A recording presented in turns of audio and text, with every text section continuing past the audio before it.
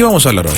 Hoy vamos a hablar de intoxicaciones poco comunes que nosotros hemos estado desarrollando hasta ahora, intoxicaciones e infecciones alimentarias. Perfecto. Muy bien. El programa anterior hablamos de salmonelosis, que son bastante frecuentes, digamos que se producen en mucho porcentaje anual, claro, de estas intoxicaciones. Hay una que es sumamente peligrosa, que es botulismo. Se han registrado casos acá inclusive en San Rafael, por ser un lugar conservero, desgraciadamente ha causado muertes de algunos turistas, alguna gente que ha llegado acá y ha consumido.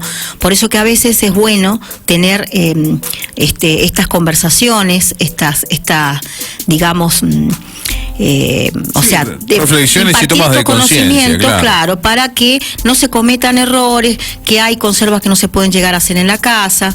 Y hoy justamente voy a hablar de un tema que seguro todo el mundo a diario lo ve, en la heladera, en una canasta con fruta, que son los llamados mohos, que nosotros les llamamos mufa. Bien. Decimos, por ejemplo, este alimento se ha mufado. Claro. Eso que nosotros llamamos mufa son unos hongos que son microscópicos. O sea, nosotros si los vemos a un aparato especial, vamos a ver como hay pequeños filamentos y esos son mucho más grandes, digamos, en tamaño que las bacterias. Se pueden ver a simple vista. Las colonias, como también se pueden ver si nosotros, por ejemplo, algunas bacterias las colocamos en un cultivo, podemos llegar a ver y apreciar un montón de ellas y que forman, como digo, como colonias, como serían como pueblos de bacterias, ¿no es cierto? Y en este caso los hongos los vemos muy a simple vista porque son mucho más grandes, pero lo que vemos en realidad son colonias. Y esas colonias a veces, inclusive algunos de estos hongos son beneficiosos y los utilizamos en las industrias. Claro, mira vos. Sí. Inclusive hay uno muy, pero muy característico de los remedios, de los antibióticos que se usan para, digamos, contrarrestar o medicar a las personas que tienen un problema de bacterias y, por ejemplo, por eso se llama antibióticos. Y este hongo, que es llamado Penicillium, es el famoso hongo que fue productor de la penicilina, el primer antibiótico registrado, y que después hubieron muchísimas, y hay muchísimas variedades de antibióticos más específicos para cada bacteria, ¿no es cierto? Claro. Pero realmente produjo la cura de muchísimas enfermedades. Y también nosotros utilizamos estos hongos también para darle un gustito especial a alguno de los quesos, por ejemplo, el queso Roquefort, el queso Camembert, ese gustito picante, claro, los vemos, colores verdes, azules. Esos hongos también son beneficiosos porque a veces accidentalmente se produjeron en algún queso, y después se utilizaron para digamos, difundir en una industria y producir en cantidades. Inclusive como quesos finos, ¿sí? Claro. Esto estoy hablando justamente porque hay muchísimos hongos que nosotros utilizamos en forma beneficiosa. Pero hay otros hongos, inclusive de la misma variedad de Penicillium, que producen, son otras especies, que producen toxinas y graves, muy graves. Hubo hace muchos años atrás como una especie de epidemia porque atacó a cereales como trigo, e inclusive como son bastante resistentes a las temperaturas, llegaron, ¿no es cierto?, al consumidor, provocando serios daños, inclusive como producían una intoxicación rara. Se hospitalizaba y hasta que no se llegó a extraer, digamos, de las heces de las personas, se pudo aislar y se dieron cuenta de que no era una bacteria sino que un hongo. Producida una toxina por un Penicillium. toda una investigación realmente que produjo inclusive hasta, te digo, uno de los síntomas y una de las enfermedades es carcinoma de hígado. No es una enfermedad así nomás para tomarla. Sí. O sea, me joda. Claro. Sí, tal cual. Si no morían deshidratados porque estaban hospitalizados, porque la persona tenía, digamos, una enfermedad aguda, podía llegar a ser una crónica y producir un cáncer, ¿sí? En el hígado. Nada más y nada menos. Terrible.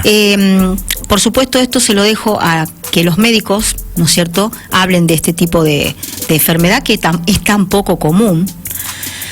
Por eso digo que son intoxicaciones poco comunes. Claro. Yo lo que sí daría consejos sobre las personas que a lo mejor nos encontramos este tipo de hongo y que a veces no lo consumimos, que producen muy gustos desagradables. Por ejemplo, si yo me encuentro, por ejemplo, un dulce con un moho arriba. ¿Qué hacemos con eso? Sí. Claro. La mayoría de las veces te dicen, saca toda la parte de arriba, porque la parte de abajo, ¿no es cierto?, no tiene el hongo y no tiene ningún gusto ni nada. Bueno, yo aconsejaría que no sabemos, si no los miramos a un microscopio, estos honguitos largan sus esporas a profundidades. Entonces, lo que nosotros a simple vista vemos como que ya está, que sacamos el hongo de arriba, esa colonia de hongo, no podemos ver si al interior del dulce están las esporas que van a producir toxina. Tal cual. Entonces, lo que sí es aconsejable, que a ese dulce que yo tengo con moho arriba, puedo llegar a sacarle la parte superficial y volverlo otra vez de nuevo a calentar. Bien, ¿sí? Es recomendable. O sea, pasteurizar. Qué detalle, ¿no? Porque muchas veces uno saca lo de arriba, como decís vos. Claro, si es algo muy superficial, muy pequeño. Si no, directamente descartar. Es preferible que uno descarte, ¿no es cierto?, un frasco que ya tiene esos hongos y que está muy lleno de hongos, que pensar de que puede llegarme a provocar una toxina, alguna enfermedad crónica o no. Tal cual. Así que más vale, ¿no es cierto?, prevenir. Muy bien. Eso es lo aconsejable. Y por supuesto, si yo lo encuentro en el pan, si lo encuentro en alguna pizza, que a lo mejor a veces se hacen algunas en las casas, a veces hacemos una prepisa, y lo colocamos adentro de una bolsa para que se mantenga mejor y lo colocamos en la heladera. Y a veces por ahí, cuando vamos a buscar la prepisa, está, ¿no es cierto?, llena de mohos. Y esos mohos le dan un gusto terrible, feísimo. Sí, tal cual. Entonces no lo puedo consumir. Pero ¿qué pasa? O sea, ¿qué le aconsejaría yo a esa persona que digamos, horneó la pizza, si yo lo hice muy bien, si lo hice, le aconsejaría que no lo envasara en caliente. Bien. Porque a veces justamente la prepisa caliente colocada dentro de una bolsa es el momento adecuado, porque en ese lugar se hace como una especie de microclima, ¿no es cierto? Claro. Beneficioso para el hongo. Y entonces así salen los mohos. ¿Qué es lo que pasa con el pan? Sí, a veces. Bueno, parecido a la pizza, ¿no? Pero porque lo ponemos en una bolsita de nylon para que se mantenga más tiempo. Sí. Yo justamente siempre en mi casa digo que para que se mantenga un poco más fresco, colocarlo en una bolsa de papel para que a lo mejor lo podamos mantener un poco más tiempo, pero no en una bolsa de nylon, una bolsa común que nosotros tenemos para esas blanquitas o lo que sea, porque ahí permanece la humedad. Claro. Y entonces hace que el clima apropiado para los hongos. Perfecto. Entonces cuando se llenan de hongos es imposible comerlos, o sea, tal cual, ahí no voy a aconsejar porque seguro que en las casas los tiran, porque tienen que tirarlos porque el gusto es horrible, gusto a tierra a veces tienen, horrible los mohos, entonces no son consumidos, digamos. Claro. Bueno, a veces se da otra especie de hongos, y ya te llevo para otro lugar, ¿no? El que se da en los baños, el que se da a veces en la ducha. ¿Ese también es peligroso? ¿Estamos hablando de esto? Hay muchísimos hongos que se ven a simple vista. Sí. Y que, bueno, esos hongos no producen toxinas ¿sí? Algunos de los que, por ejemplo, pueden llegar a, por ejemplo, setas y hongos que se ven, que son mucho más grandes, que no son microscópicos, que son, por ejemplo, los que se cultivan. Bien. Bueno, y esos, hay unos de colores muy bonitos, variados, y son los sumamente venenosos.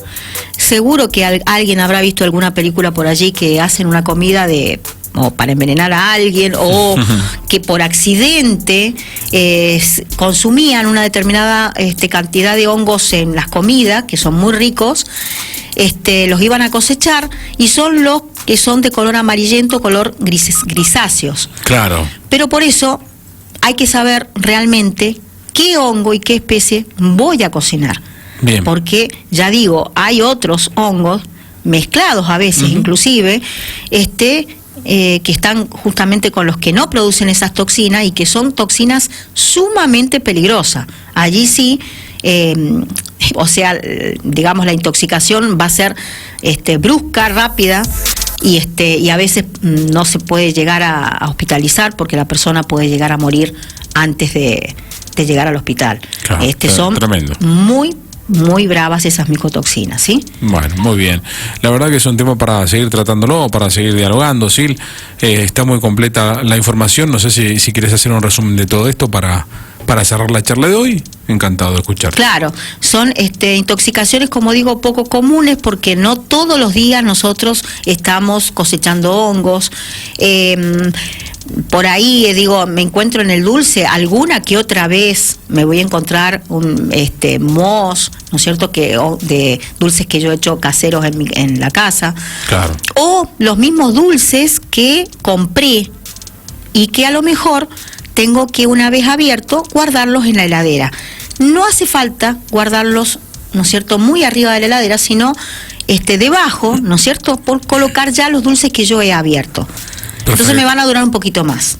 Pero ya digo, qué hacer en el caso de que uno encuentre hongos, porque inclusive hasta en la heladera, cuando pasó mucho tiempo, son bastante resistentes a las bajas temperaturas, y entonces proliferan, ¿sí? Cuando yo ya he abierto y he dejado a lo mejor un dulce y lo vengo a abrir después de unos meses, y me encuentro con que tengo, ¿no es cierto?, una capa de hongos. Tal cual. Entonces, ¿qué hacer?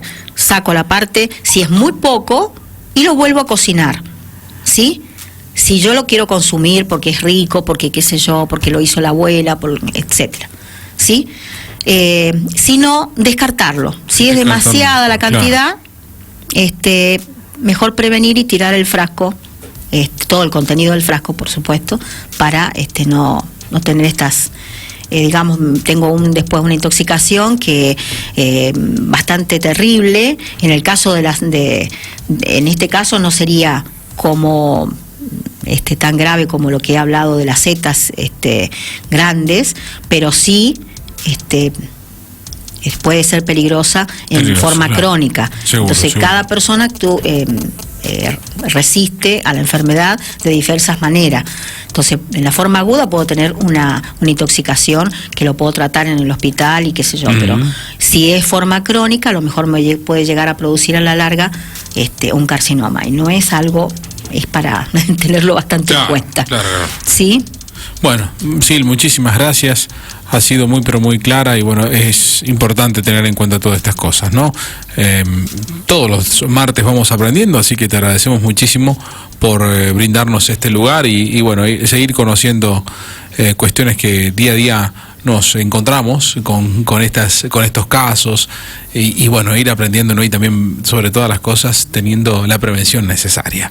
Muchísimas gracias por este gran rato, y bueno, nos encontramos el próximo martes, si te parece, para seguir trabajando con esto. Gracias. Sí, para hablar de otras cosas inclusive importantes, que podrían ser otras enfermedades o a lo mejor algún otro tema que pueda surgir y que pueda traer a alguna otra persona. Excelente, por supuesto. Ahí estamos entonces siempre atentos también a los mensajes de la gente para consultas y demás. Aquí siempre disfrutamos este bloque de los bromatólogos de Cuyo, en este caso con una gran representante, la licenciada Silvia Ortiz, que obviamente la esperamos el próximo martes. Hasta el próximo martes. Chao, hasta luego.